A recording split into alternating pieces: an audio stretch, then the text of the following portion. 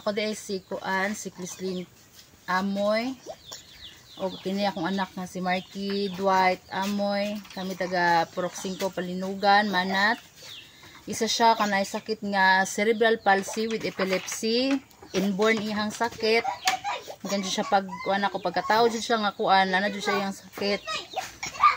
Dako kay salamat sa nag-sponsor labi na sa MCMF Club o labi na sa major nga mga nag-sponsor ani, kaubanan sa mga nag-sponsor. Salamat kay sa inyong tanan.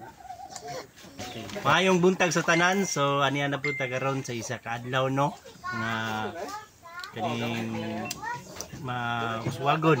Salamat kayo. So kanadlaw daghang kita natabangan karon. So nanay ti karon sa Purok 5 Panilugan. No, kauban na to si Ma'am ug iyang anak na si Dwayne.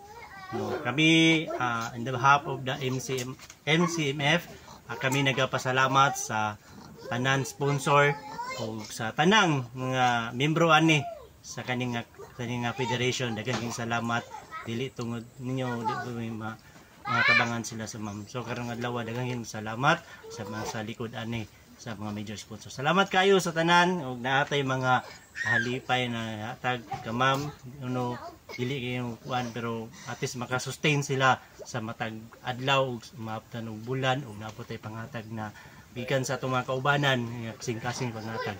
Ang kanitanan ang gikan ni silang bulsa ug mga volunteer ng paghatag. Salamat kayo sa tanan no. Okay no, good day mga papi no, natadri sa balay ni Ma'am ang atuang beneficiary mo ni siya.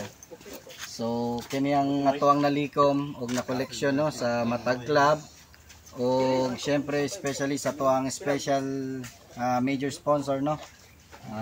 Mao ni total ang items na napalit. Then ang sobra to among gibutanan sobre katong gihatag ni Boss Jack.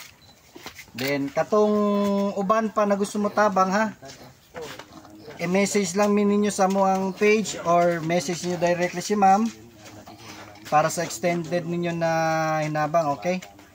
Magamay man o madako basta matigom na akong tabang na, okay? Yun ang laging tatandaan ha. Let's go mga papi. Wow!